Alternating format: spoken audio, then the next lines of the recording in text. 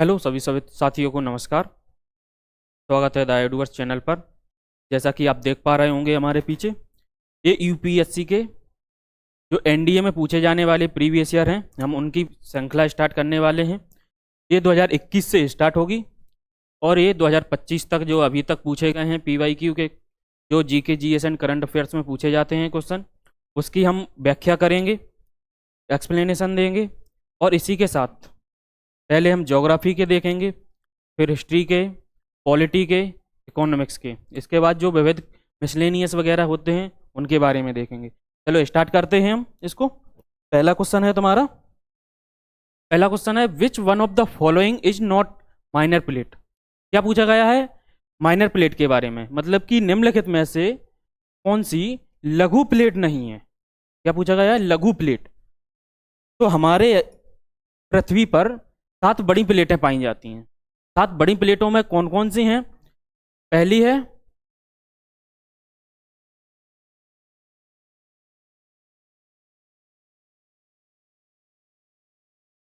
उत्तर अमेरिकी प्लेट। तो बेटा थोड़ा डार्क ले लूं। उत्तर अमेरिकी प्लेट। इसके बाद सेकंड है दक्षिण अमेरिकी प्लेट।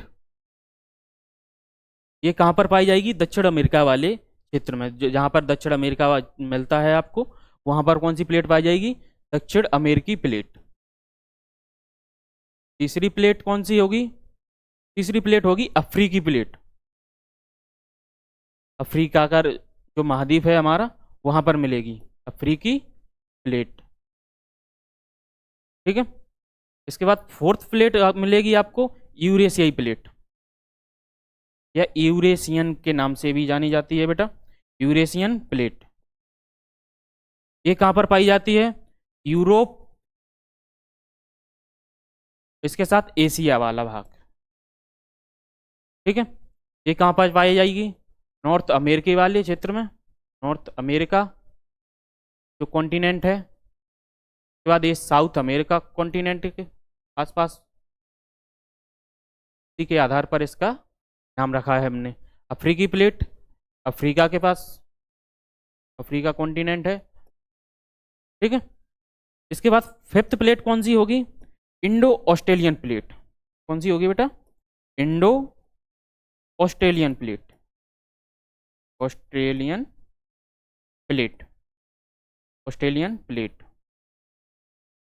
ठीक है। ये कहां पर पाई जाएगी? ऑस्ट्रेलिया वाला, जैसे कि आपको समझ में ही आ रहा होगा, एक इंडिया वाला पार्ट है और ऑस्ट्रेलिया वाला पार्ट है। जो हिमालय का निर्माण वगैरह हुआ है इन्हीं प्लेटों से हुआ है बेटा। ठीक है। इसके बाद सिक्स्थ प्लेट होगी, जो सिक्स्थ प्लेट होगी अंटार्कटिक प्लेट। कौन सी होगी बेटा? Antarctic plate, Antarctic plate. इसके बाद सेवेंथ होगी पैसिफिक प्लेट, या फिर प्रशांतीय प्लेट,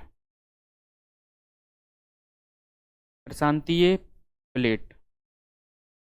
इसे पैसिफिक प्लेट भी कहा जाता है बेटा, पैसिफिक, पैसिफिक प्लेट। ठीक है। ये हमारी कौन सी है? 7 बड़ी प्लेटें हैं, 7 बड़ी प्लेटें हैं। ठीक है। अब इसके ऑप्शंस देखते हैं हम। जैसा कि आपको देख के पता ही लग रहा होगा कि इसमें अंटार्कटिका प्लेट है जो बड़ी प्लेट है, और ये कोकोस है, नजका है, कैरोलाइन है, ये सभी प्लेटें कैसी हैं? माइनर प्लेट्स हैं। तो इसका आंसर क्या हो जाएगा? Antarctic plate. ठीक है। और छोटी प्लेटें कौन कौन सी होती हैं? सोमालिया की प्लेट है। छोटी प्लेटों में 3 तो ये हो गई, 3 के बाद फोर्थ कौन सी हो जाएगी? सोमालिया प्लेट, सोमालियन प्लेट या सोमालिया की प्लेट। ठीक है बेटा। इसके बाद फिफ्थ कौन सी हो जाएगी? Arabian plate, Arabian plate. ठीक है ना। इसके बाद इसको मैप में देख लेते हैं एक बार, तो और क्लियर हो जाएगा हमें। जैसे कि ये देखो, ये मिलेगी तुम्हें नॉर्थ अमेरिकी प्लेट, ये वाली है साउथ अमेरिकी प्लेट, ये अफ्रीकी प्लेट मिल जाएगी आपको यहाँ पर यूरेशियन प्लेट मिल जाएगी आपको, ये वाली कौन सी इंडो ऑस्ट्रेलियन प्लेट मिल जाएगी आपको। सेवेंथ पे ये वाली कौन सी प्लेट मिल जाएगी, अंटार्कटिक प्लेट मिल जाएगी। 1 2 3 4 5 6 7 कौन सी ये प्लेट, प्रशांतीय प्लेट या प्रशांत महासागर में वाले क्षेत्र में पाई जाने वाली जो प्लेट होगी उसे क्या नाम देंगे हम, प्रशांतीय प्लेट। ठीक है, तो आपको आंसर का क्लियर पता चल गया होगा, तो इसका आंसर क्या होगा, Antarctic plate. Second question start करते हैं।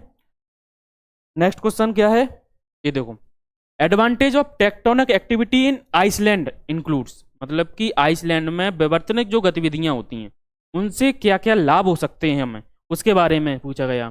तो क्या है, पहला स्टेटमेंट है प्राकृतिक भूतापीय ऊर्जा का स्रोत, मतलब कि वहां से जो भूतापीय वगैरह ऊर्जा बना सकते हैं या फिर नहीं, क्योंकि विवर्तनिक क्रियाएं होती हैं जो दो प्लेटें एक दूसरे से या फिर पास जा रही हों या दूर जा रही हों, तो उन्हें क्या विवर्तनिक गतिविधियां कहते हैं, जो प्लेटों में होता है।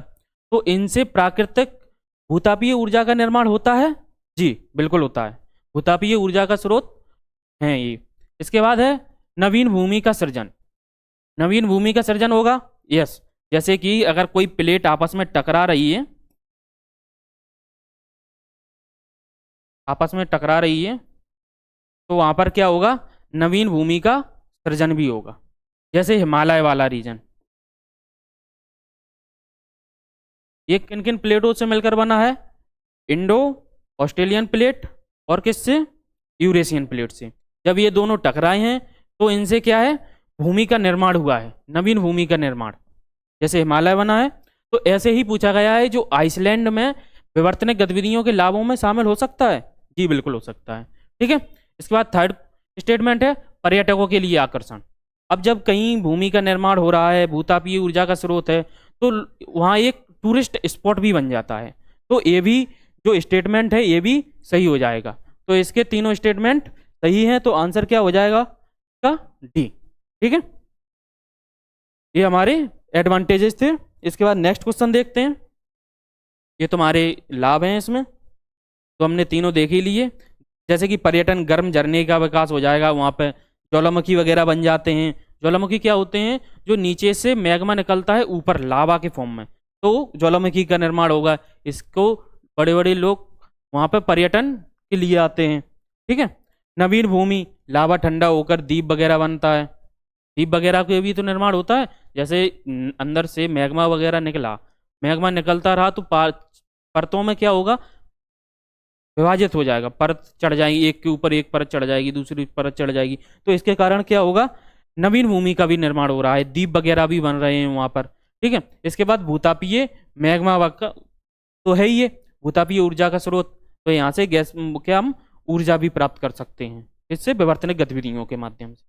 ठीक है, इसके बाद नेक्स्ट क्वेश्चन है हमारा, विच one of the following is the longest latitude, निम्नलिखित में से कौन सा दीर्घतम अक्षांश है। तो इसमें ऑप्शन है 90 डिग्री, 23.5 डिग्री, 0 डिग्री, 66.5 डिग्री। तो पहले ये अक्षांश होता क्या है, लेटीट्यूड होता क्या है। लेटीट्यूड होता है जो हमारी पृथ्वी होती है ना बेटा, इस पर हम जो ये क्षैतिज जो रेखाएं बनाते हैं बेटा, ये कौन सी रेखाएं होती हैं, ये अक्षांश रेखाएं कहलाती हैं। ये कौन सी रेखाएं कहलाती हैं, अक्षांश रेखाएं। अब ये बीच में जो सेंटर होता पार्ट, इसको हम क्या मानते हैं, इक्वेटर लाइन। क्या मानते हैं, इक्वेटर लाइन, इक्वेटर लाइन, इसे विषुवतीय रेखा भी कहते हैं बेटा, विषुवतीय रेखा। ठीक है बेटा, अब पूछा कहा गया है दीर्घतम अक्षांश के बारे में बात करिए। जैसे जैसे हम ऊपर की ओर जा रहे हैं, जैसा कि आपको दिख ही रहा होगा, तो 66 कहाँ होगा, ये 23 पहले, ये 23.5 उत्तरी अक्षांश। इसके बाद क्या मिल जाएगा आपको, यहाँ पे 66.5 उत्तरी अक्षांश। ठीक है, इसके नीचे आएंगे, विषुवत रेखा के साउथ में आएंगे, तो यहाँ पे क्या मिलेगा, 23.5 दक्षिणी अक्षांश। क्या मिलेगा बेटा, दक्षिणी अक्षांश। यहाँ पर कितना 66.5 दक्षिणी अक्षांश। ठीक है बेटा, दक्षिणी लैटिट्यूड, साउथ लैटिट्यूड। ठीक है बेटा, इसके बाद यहाँ पर आएंगे, यहाँ पर कितना मिलेगा 90 डिग्री। ठीक है, ये भी 90 डिग्री। ठीक है बेटा, ये भी सभी डिग्रियों में मापे जाते हैं। तो आपको दिख रहा होगा ये पृथ्वी में सबसे बड़ा अक्षांश कौन सा दिख रहा है, तो ये वाला कौन सा दिख रहा है, 0 वाला। जैसे ही हम ऊपर की ओर जाते हैं तो इसकी जो वृत्त की वो रहती है ना गोलाई वगैरह, वो धीरे धीरे कम होती जा रही है। ये देखो लंबाई भी कम होती जा रही है, ये होती जा रही है ना। तो जैसे ऊपर की ओर जाते हैं तो इसकी क्या है, वृत्त छोटे होते जाते हैं, वृत्त छोटे होते जाते हैं। तो हमें क्लियर समझ में आ रहा है। तो इसमें पूछा क्या गया है, दीर्घतम अक्षांश के बारे में बात की गई है।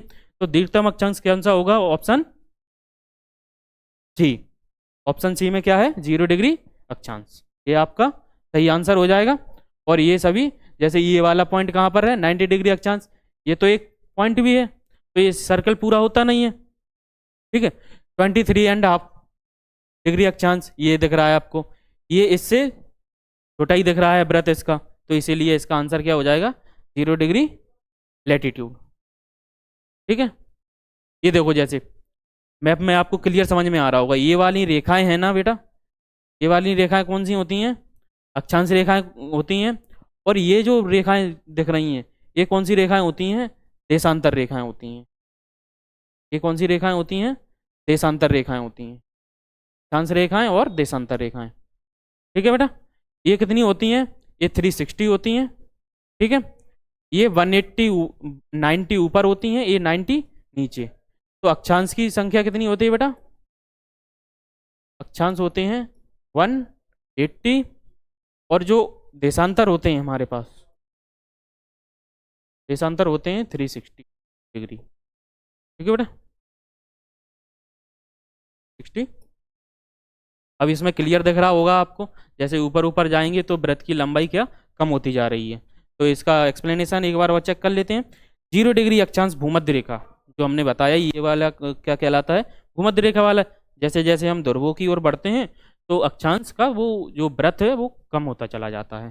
तो आपको ये समझ में आ गया होगा, उम्मीद है। उसके बाद नेक्स्ट क्वेश्चन पर चलते हैं हम। नेक्स्ट क्वेश्चन है, विच one of the following river is not tributary of river Brahmaputra. इसमें पूछा गया है निम्नलिखित में से कौन सी ब्रह्मपुत्र की सहायक नदी नहीं है। ब्रह्मपुत्र की सहायक नदी, ब्रह्मपुत्र निकलती कहाँ से, पहले हम ये जान लेते हैं, फिर उसके बाद आंसर को देख लेंगे।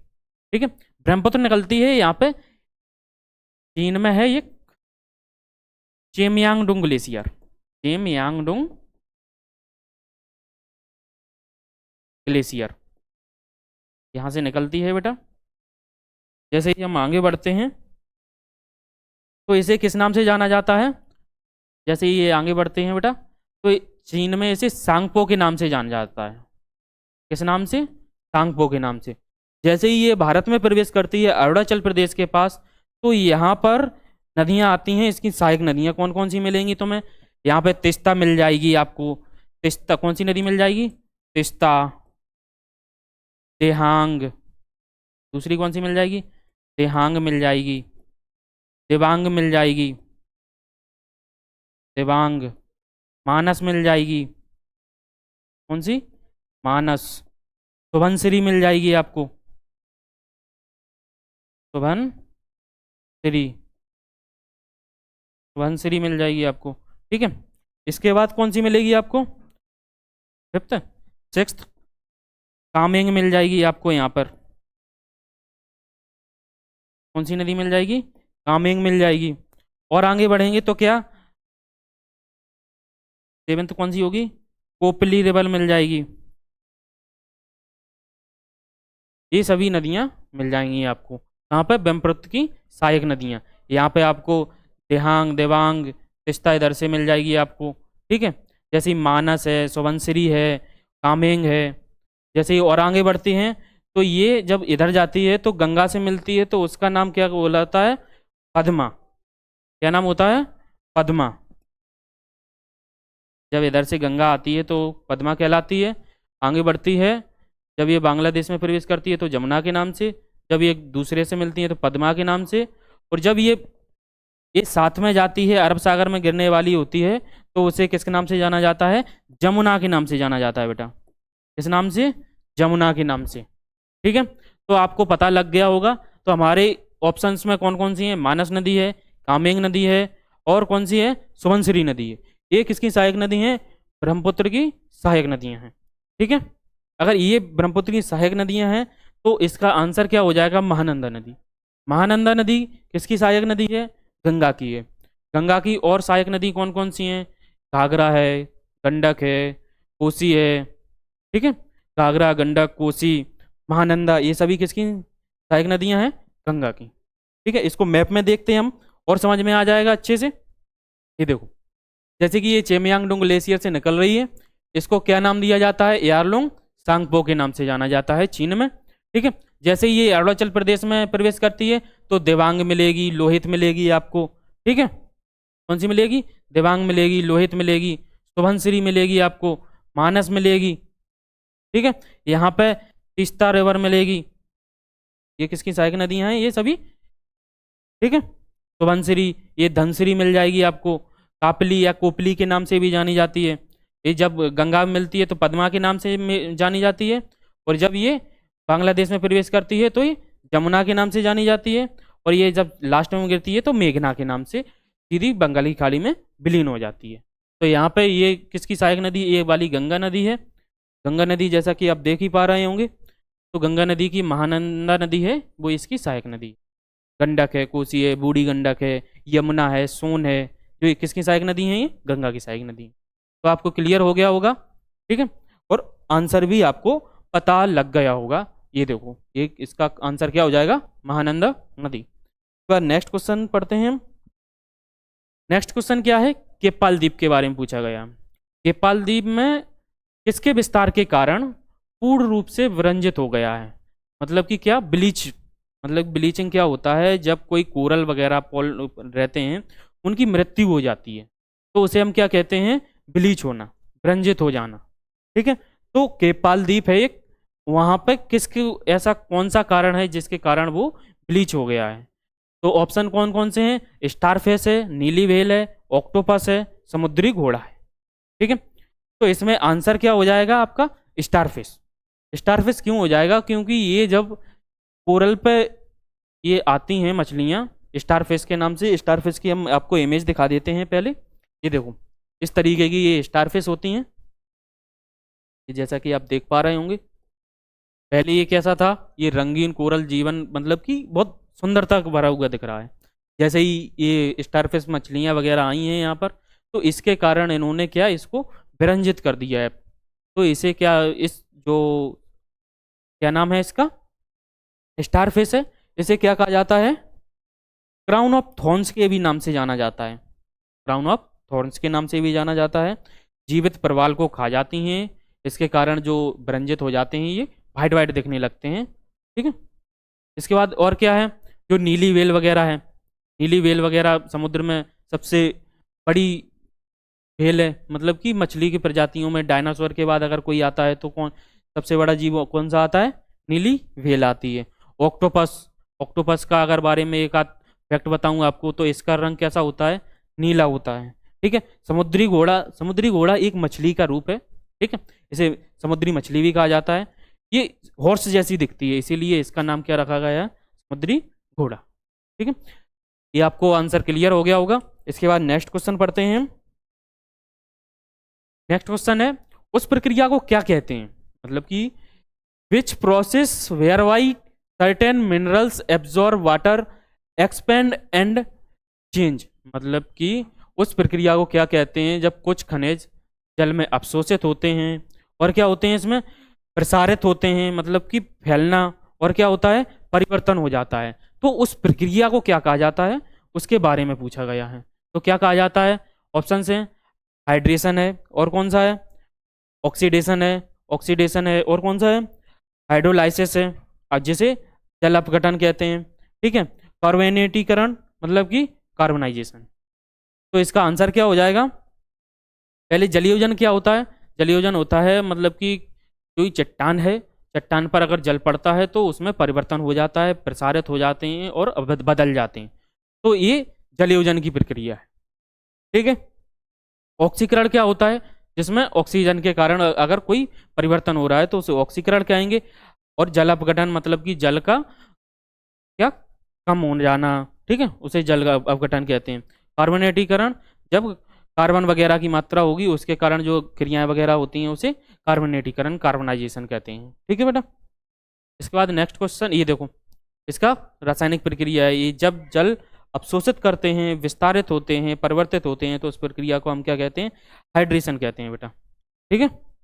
ये इमेज दिख रही होगी, जैसे वाटर ड्रॉपलेट्स जिसमें पड़ते हैं तो इसका एक्सपेंशन होना स्टार्ट हो जाता है।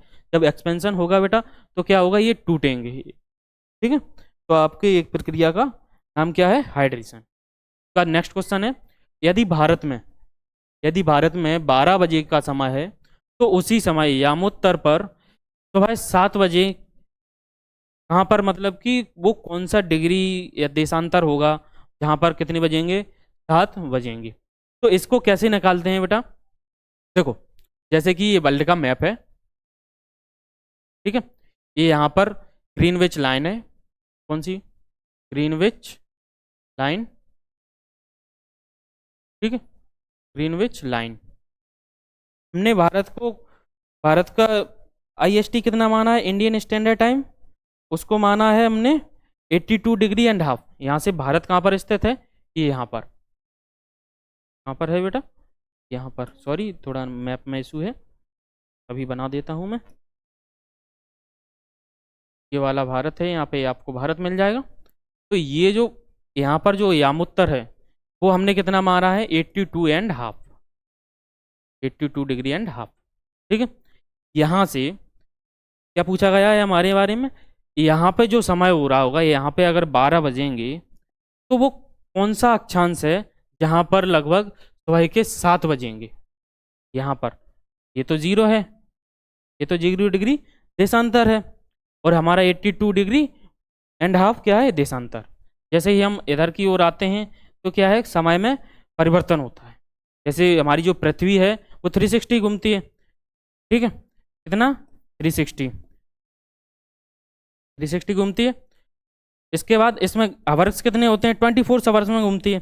24 आवर्स में घूमेगी तो इसको कितने से भाग कर देंगे, इसको कट कर देते हैं तो ये कितना आएगा, 15 आएगा। लगभग 1 घंटे में 15 देशांतर डिग्री पार करती है। कितने डिग्री, 15 देशांतर, 15 देशांतर। ठीक है, 1 घंटे की बात है। अगर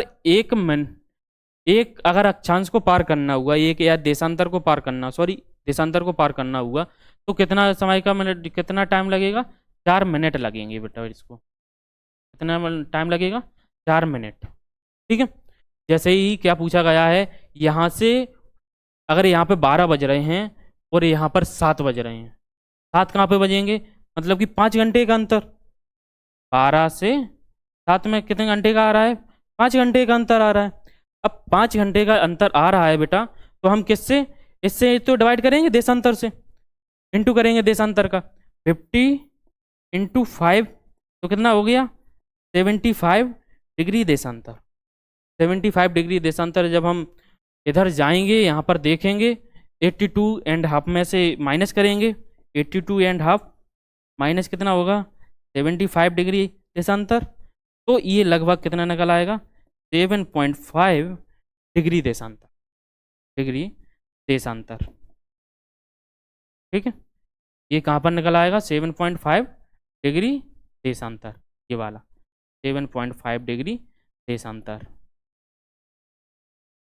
ठीक है बेटा, ये क्या निकल आएगा आपका, यहाँ पे जो समय हो रहा होगा ये किधर है, पूरब की ओर है हम, इसीलिए हम इसको क्या पढ़ेंगे, 7.5 डिग्री पूर्वी देशांतर। तो इसका सही आंसर क्या हो जाएगा, 7.5 पूर्वी देशांतर। ठीक है। इसके बाद इसमें ऑप्शंस वही हैं, 75 डिग्री है। ठीक है। इसके बाद 75 डिग्री वेस्ट में है, ईस्ट में है, और 7.5 वेस्ट में है, 7.5 ईस्ट में है। तो इसका आंसर क्या हो जाएगा, 7.5 डिग्री ईस्ट लैटिट्यूड। तो आपको ये समझ में आ गया होगा, उम्मीद है। ठीक है। जैसे कि ये देखो, एक 15 देशांतर पार करने में लगभग कितना टाइम लगता है, 1 घंटे का टाइम लगता है।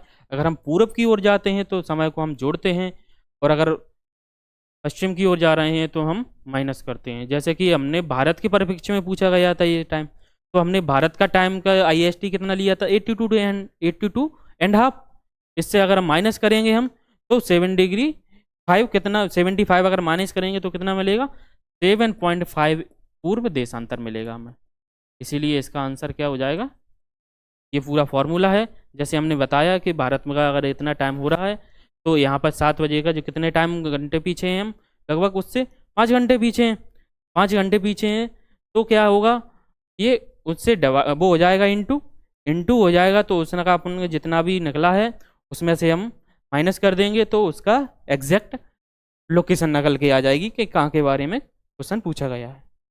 ठीक है, तो आज नेक्स्ट क्वेश्चन है, निम्नलिखित में से किस ग्रह का घनत्व सर्वाधिक है। क्या पूछा गया है, घनत्व के बारे में पूछा गया है। तो घनत्व में कौन सा मिलेगा आपको, पहला पृथ्वी मिलेगा, पृथ्वी। ठीक है, फिर इसके बाद आपको बुध मिलेगा, नहीं, पृथ्वी, बृहस्पति,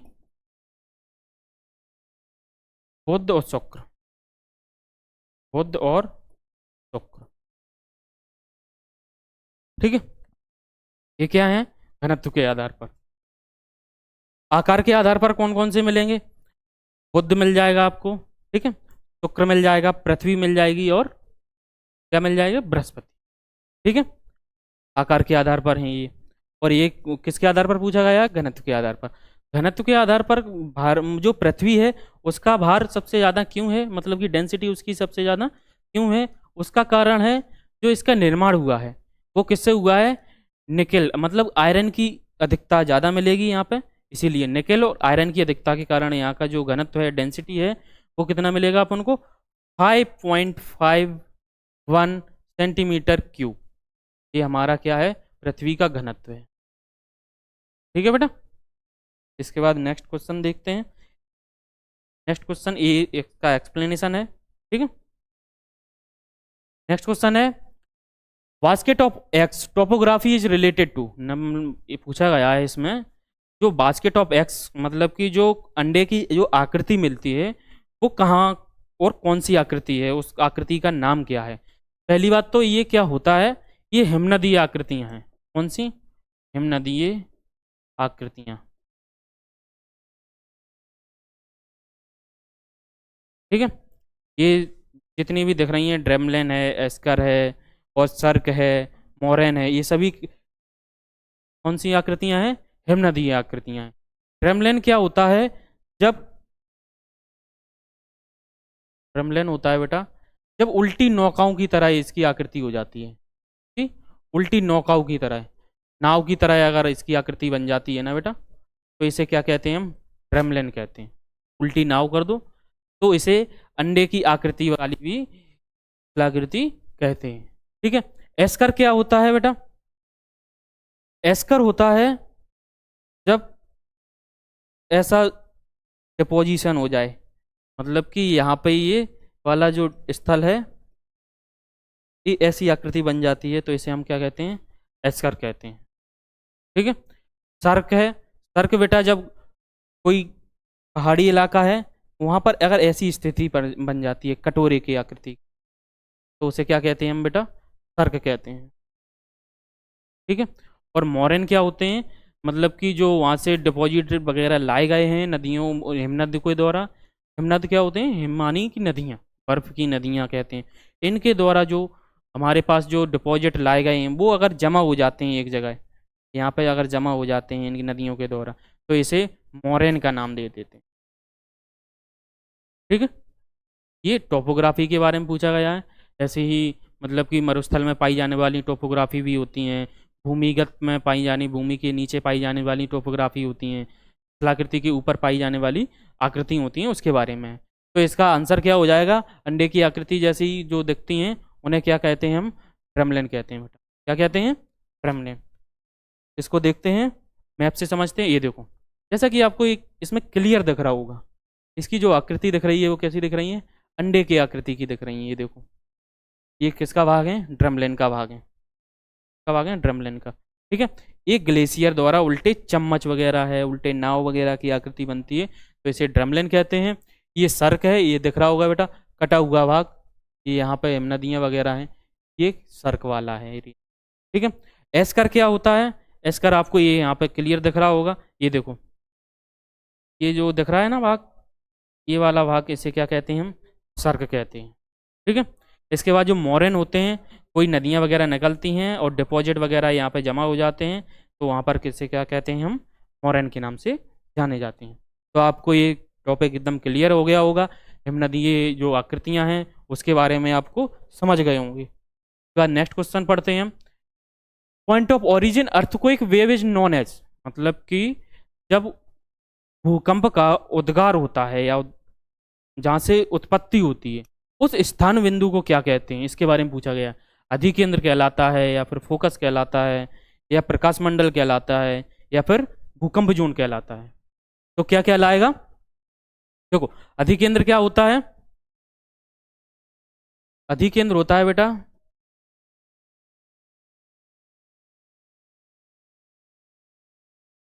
जब पहली बार कहीं भूकंप वगैरह की उपस्थिति हो स्थलभाग पे, स्थलभाग पर भूकंप की, भूकंप का पहली बार कंपन, पहली बार कंपन क्या कहलाता है? अधिकेंद्र कहलाता है। फोकस पॉइंट क्या होता है? जहां से ये इसकी उत्पत्ति होती है, तो वो कहलाता है फोकस पॉइंट। इसे क्या कहेंगे हम? Epicentre, epicentre. इसको क्या कहेंगे हम? फोकस। मतलब कि जहाँ से जो भूकंप वगैरह है वहाँ से जहाँ से निकलते हैं, जहाँ से इसका उद्गार होता है, उसे हम क्या कहते हैं? Focus point. ठीक है। इसके बाद इसमें क्या, थर्ड ऑप्शन क्या है? प्रकाश मंडल। प्रकाश मंडल क्या होता है? ये सूर्य के चारों ओर जो पाया जाता है उसे हम क्या कहते हैं? प्रकाश मंडल। ठीक है। इसमें कोरोना वगैरह भी की भी परत होती है। ठीक है। इसके बाद भूकंप जोन क्या होता है? भूकंप जोन मतलब कि जहाँ जहाँ पे भूकंप आते हैं उसके आधार पर हम उनकी इंटेंसिटी के आधार पर हम उसको क्या विभाजित कर देते हैं अलग अलग तरीके से। तो भूकंप जोन 1, भूकंप जोन 2, 3, 4, 5, मतलब कि भूकंप जोन को भारत में भी बांटा गया है 4 से 5 भागों में। ठीक है। इसके बाद ये आपको समझ में आ गया होगा, तो इसका आंसर क्या होगा? पहले इमेज से एक बार और देख लेते हैं, इसके बाद आंसर लगाते हैं। ये देखो, ये जो वाला पॉइंट है यहाँ पे क्या दिख रहा है आपको? ये फोकस पॉइंट, उद्गम केंद्र है। ये भूकंप का उद्गम केंद्र ही क्या होता है? फोकस होता है बेटा। इसके बाद जैसे ही हम ऊपर आते हैं तो क्या मिलेगा आपको? अधिकेंद्र, जहाँ पर पहली बार भूकंप प्रकट होता है उसे हम क्या कहते हैं? अधिकेंद्र वाला पार्ट होता है। तो इसमें पूछा क्या गया है बेटा? भूकंप तरंग के उद्गम बिंदु क्या है? तो उद्गम बिंदु क्या होगा बेटा? फोकस। क्लियर? आंसर क्लियर हो गया होगा। ये आकृति आपको समझ में आ गई होगी। प्रकाश मंडल क्या होता है इसके बारे में भी जान लिया, और भूकंप जोन के बारे में भी जान लिया। ठीक है। बाद नेक्स्ट क्वेश्चन देखते हैं। नेक्स्ट क्वेश्चन कौन सा है? ये बहुत ही इंटरेस्टिंग सवाल है। The maximum depth of lithosphere is found, मतलब कि इसमें पूछा गया है, यानी स्थल मंडल की अधिकतम गहराई कहाँ पाई जाती है? स्थल मंडल की गहराई कहाँ पाई जाती है? प्रशांत महासागर में पाई जाएगी, साइबेरिया के मैदान में पाई जाएगी, पेंटागोनिया के मरुस्थल में पाई जाएगी, या हिमालय पर्वत में पाई जाएगी? तो ये पहले अपन मैप में देख लेते हैं ये चारों चीजें हैं कहाँ। ठीक है। ये हमने वर्ल्ड मैप बनाया एकदम फास्ट।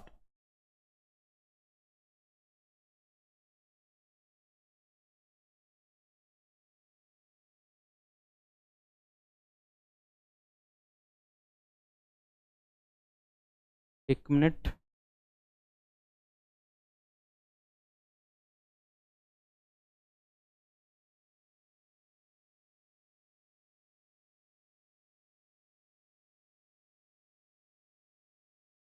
जो ना,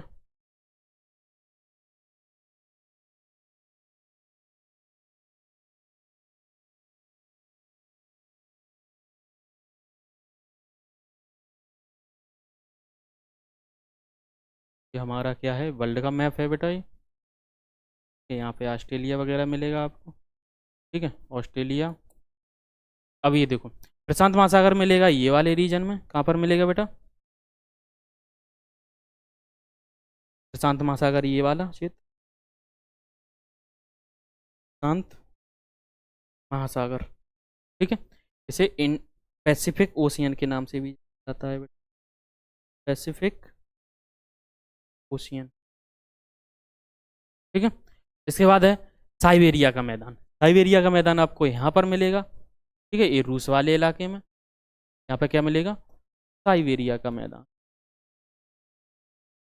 साइबेरिया का मैदान, ठीक है।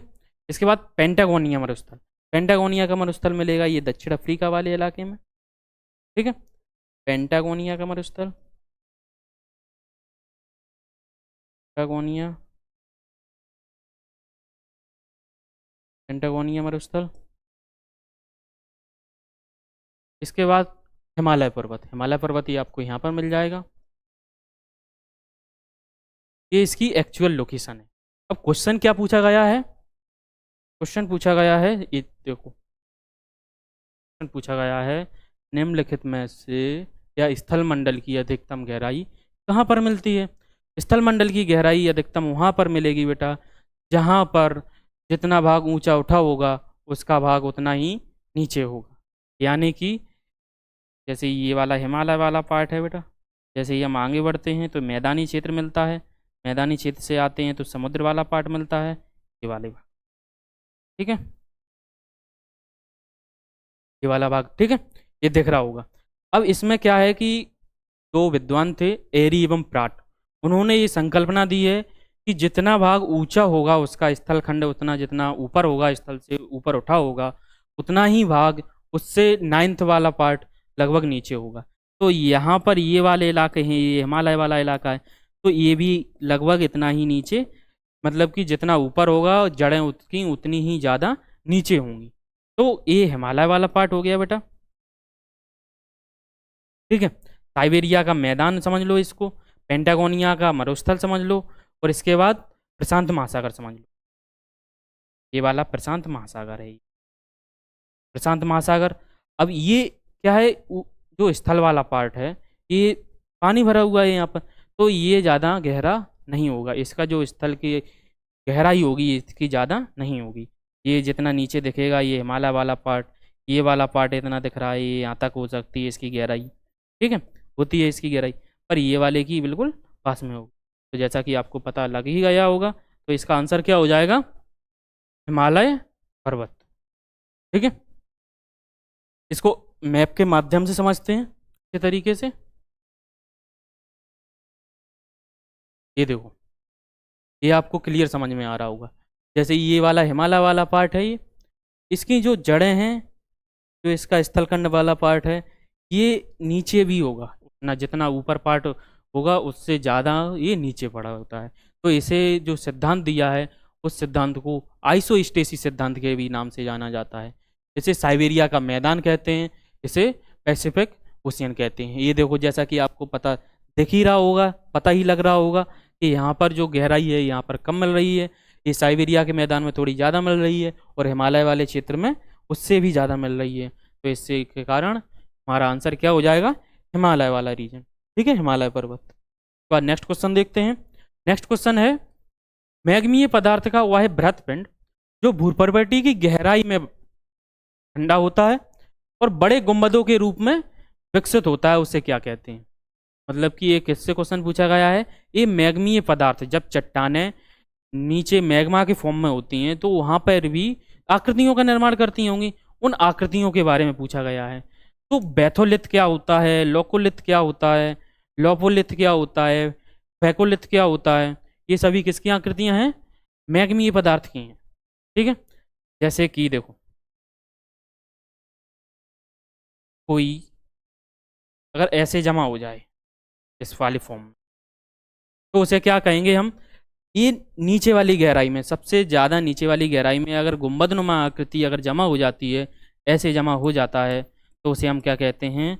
फैकोलिथ या महास्कंद के नाम से भी जाना जाता है।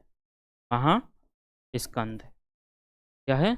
महास्कंद, ठीक है बेटा, इसे कहते हैं फैकोलिथ, को क्या नाम है, सॉरी, बैथोलिथ, ठीक है। इसके बाद यही आकृति जब इधर जमा हो जाती है, यहाँ पर जमा हो जाए, तो इसे क्या कहा जाता है? लोकोलिथ, लिथ। क्या कहते हैं? लौकोलिथ। इसको इमेज से और अच्छी तरीके से समझ सकते हैं। ये देखो, ये देखो, ये दिख रहा होगा, ये रहा बैथोलिथ। इसके बाद ये क्या है? लोपोलिथ। ये क्या है? फैकोलिथ। ये क्या कहते हैं? लोकोलिथ। ठीक है। लोकोलिथ क्या होता है? ये देखो, ये जैसे कि ये आकृति दिख रही है आपको, ये आकृति जो दिख रही है आपको, ये कौन सी है? पैथोलिथ है। जब ये ऊपर वाले क्षेत्र में अगर जमा हो जाता है तो उसे फैकोलिथ कहते हैं। जब ये तस्तरीनुमा जमा हो जाता है, मतलब कि चंद्र की आकृति, अर्ध चंद्र की आकृति में जमा हो जाता है, तो उसे हम क्या कहते हैं? लोपोलिथ कहते हैं। और अगर ये मशरूम की आकृति में जमा हो जाता है तो इसे हम क्या कहते हैं? फैकोलिथ कहते हैं। तो आपको ये इमेजों से क्लियर हो गया होगा, तो हमें आंसर का भी पता लग गया होगा। ठीक है। जब कोई आकृति लहरनुमा जमा हो जाती है उसे क्या कहते हैं? ठीक है, क्लियर हो गया। तो इसका आंसर क्या हो जाएगा? महास्कंद। तो बाद नेक्स्ट क्वेश्चन चलते हैं। नेक्स्ट क्वेश्चन क्या है? नेक्स्ट क्वेश्चन है विच one of the following oil refineries is not located in Assam. मतलब कि निम्नलिखित में से ऑयल रिफाइनरी असम में नहीं है। पहले हमें ये पता होना चाहिए कि असम में लगभग कौन कौन सी हैं। लगभग में कौन सी मिल जाएंगी? डिगबोई मिल जाएगी, बोगई गांव मिल जाएगी, नुमालीगढ़ मिल जाएगी। जो आपका तातीपाका है, ये कहाँ पर मिलेगा आपको? ये आंध्र प्रदेश में मिलेगा आपको। कहाँ पर मिलेगा? आंध्र प्रदेश। आंध्र प्रदेश। ठीक है। ये सभी नुमालीगढ़ कहाँ मिल जाएंगी? ये सारी, ये तीनों में कहाँ मिल जाएंगी? असम वाले इलाके। ठीक है, आपको समझ में आ गया होगा। तो इसका आंसर क्या होगा? तातीपाका। इसके बारे में पूछा गया है, असम में नहीं है। ये सारी किस्में हैं, ये तीनों असम में हैं, और ये किस्में नहीं है, असम में नहीं है। ये कहाँ पर है? आंध्र प्रदेश में है। ठीक है। इसके बाद नेक्स्ट क्वेश्चन चलते हैं। नेक्स्ट क्वेश्चन कौन सा है? ये भी बहुत बढ़िया क्वेश्चन है। क्या पूछा गया है? निम्नलिखित में से कौन सा कंडेंसेशन का रूप नहीं है? विच one of the following is not form of condensation. क्या पूछा गया है? निम्नलिखित में से कौन सा कंडेंसेशन का रूप नहीं है? तो ऑप्शन है इसमें ओस, कोहरा, तुषार और सहिमवृष्टि। कंडेंसेशन क्या होता है पहले ये समझ लेते हैं।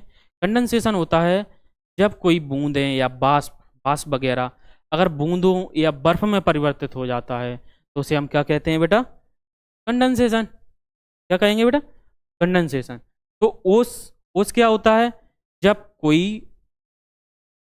कोई बिंदु ओसांग से नीचे चला जाता है, ओसांग से ड्यू पॉइंट से अगर नीचे चला जाता है टेम्परेचर, तो उसे हम क्या कहते हैं? ओस बन जाती है। फॉग, ये भी मतलब कि एक किसका रूप है? उसी का ही रूप है, बाष्प का ही रूप है। जो कोहरा वगैरह दिखता है, धुंध वगैरह छाई रहती है, तो वो किस में आ जाता है? ये भी किसका? कंडेंसेशन का रूप है। तुषार वगैरह है, फ्रॉस्ट, मतलब कि छोटे छोटे जो बर्फ के कण वगैरह रहते हैं वो नीचे आ जाते हैं, तो इनसे फसल होने के नुकसान सबसे ज़्यादा रहते हैं बेटा। ठीक है। सहिमवृष्टि स्लिट क्या होता है? ये होता है एक वर्षा का रूप है बेटा। ये किसका रूप है? ये वर्षा का रूप है। इसीलिए इसका आंसर क्या हो जाएगा? सहिमवृष्टि। ठीक है। ये पहाड़ी क्षेत्रों में सबसे ज़्यादा होती है। ठीक है। उसके बाद नेक्स्ट क्वेश्चन है, इसका एक्सप्लेनेशन है, सॉरी, एक्सप्लेनेशन क्या है? ये आपने तीनों देख ही लिए, ओस, कोहरा, तुषार।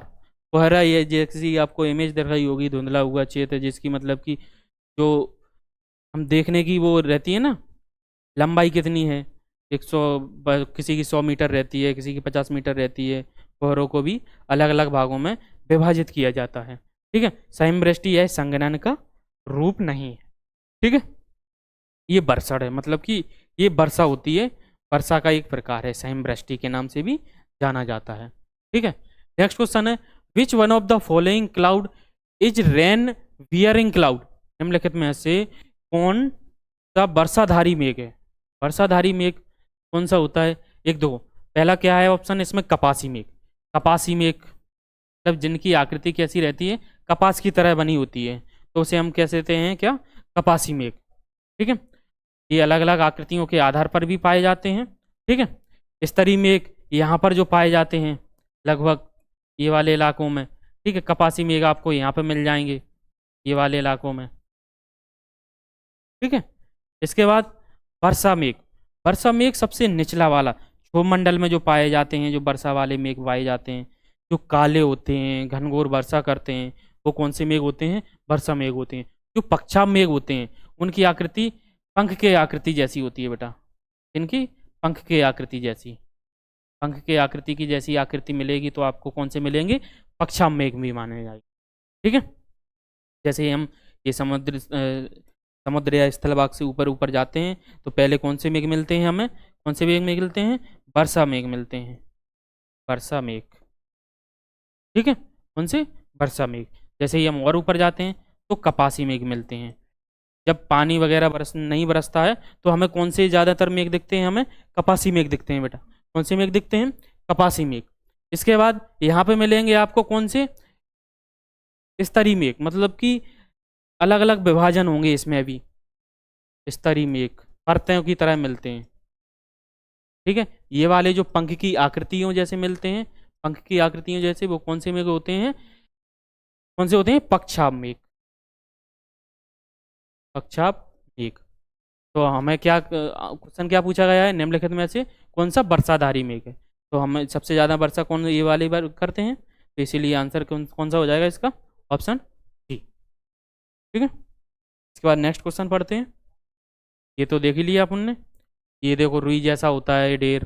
ठीक है, स्टेटस स्तरीय परतदार परतदार वगैरह जो आकृति मिलती है वो कौन से होते हैं? स्तरीय मेघ होते हैं। पक्षा पंखनुमा ये सबसे अधिक ऊंचाई पर मिलते हैं। ठीक है, इसके बाद है निम्बस मेघ। यह गहरा होता है, जलयुक्त वर्षा करने वाले मेघ होते हैं, काले होते हैं, घनघोर। ये जब पानी वगैरह बरसता है तो उस टाइम पे ये मेघ सबसे ज़्यादा दिखते हैं। ठीक है, कपासी मेघ वगैरह नहीं दिखते हैं। जब खुला मौसम होता है तो वहाँ पे सबसे ज़्यादा कपासी मेघ हैं, और अगर वो और ऊंचाई पर जाएंगे तो बक्षा मेघ, स्तरीय मेघ मिल जाएंगे। ठीक है, इसके बाद ये क्लियर होगा। नेक्स्ट क्वेश्चन पढ़ो। In which one of the following countries in, क्या लिखा है? Intensive subsistence agriculture not predominantly practice. क्या लिखा है? प्रैक्टिस्ड। निम्नलिखित में से देश में गहन कृषि निर्वाह मुख्यतः नहीं है। मतलब कि ऐसा कौन सा देश है जहाँ पर गहन निर्वाह कृषि की नहीं जाती है? गहन निर्वाह कृषि क्या होती है कि जब कोई व्यक्ति या फिर वहाँ की जनसंख्या अपने जीवन यापन के लिए कृषि करते हैं तो उसे हम क्या कहते हैं बेटा?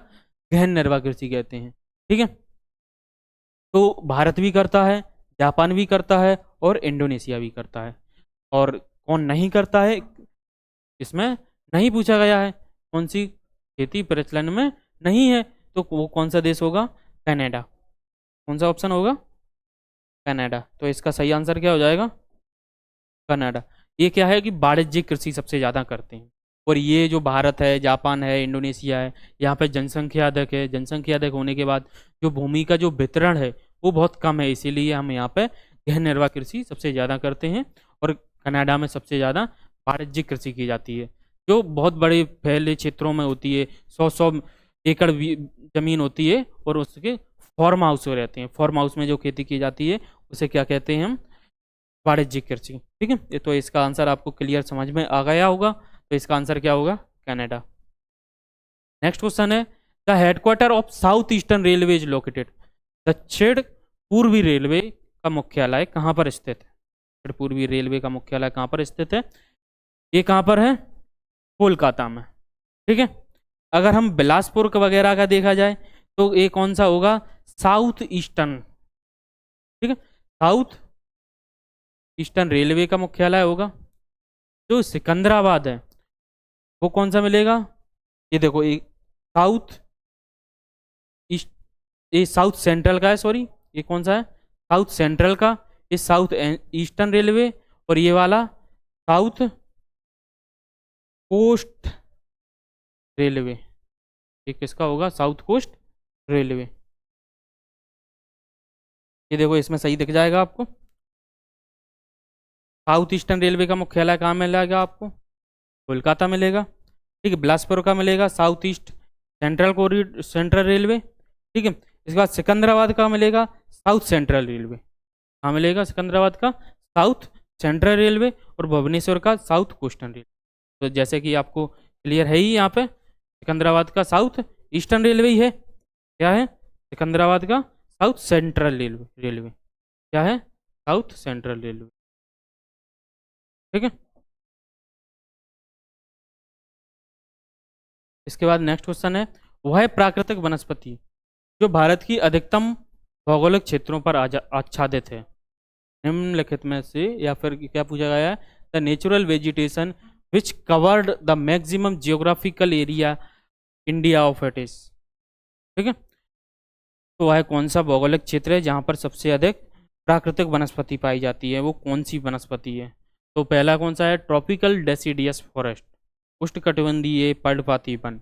उष्णकटिबंधीय पर्णपाती वन की जो विशेषता रहती हैं वो क्या रहती हैं, ये मौसम के अनुसार या फिर वर्ष में एक बार अपने पत्ते गिराते हैं, तो उसे क्या कहते हैं हम, पर्णपाती वन। और ये ट्रॉपिकल वाले रीजन में है, इसीलिए हमने क्या कह दिया इसको, ट्रॉपिकल डेसिडियस फॉरेस्ट। उसके बाद नेक्स्ट ऑप्शन क्या है, उष्णकटिबंधीय कंटक वन, ट्रॉपिकल वाला ही रीजन है, पर यहाँ पे जो कंटीले जो पेड़ वगैरह पाए जाएंगे तो वो कौन से होंगे, कंटीले वन, थॉर्न वन, ठीक है, थॉर्न फॉरेस्ट भी कहते हैं इसे। इसके बाद है क्या है, पर्वतीय वन, कौन सा है, पर्वतीय वन। पर्वतीय वन कहाँ मिलेंगे हमें, ये पर्वत वाले इलाकों में, हिमालय वाला रीजन है, ठीक है, पूरा हिमालय वाला, तो वहाँ पे कौन से मिलेंगे, पर्वतीय वन मिलेंगे।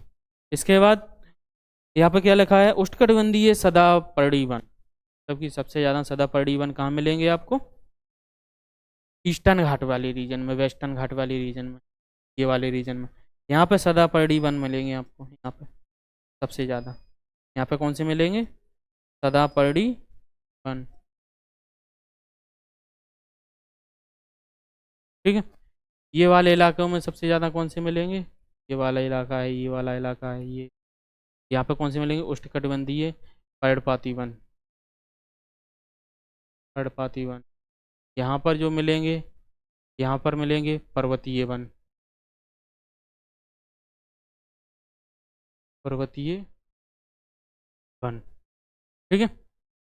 और कौन से हैं, उष्णकटिबंधीय कंटक वन, ये जो राजस्थान वाला इलाका है, यहाँ पर कौन से मिल जाएंगे, उष्णकटिबंधीय कंटक वन, जहाँ पर वर्षा वगैरह कम होती है तो वहाँ पर कौन से मिल जाएंगे, उष्णकटिबंधीय कंटक वन। तो आपको आंसर पता लग ही गया होगा, तो इसका आंसर क्या होगा, उष्णकटिबंधीय पर्णपाती वन।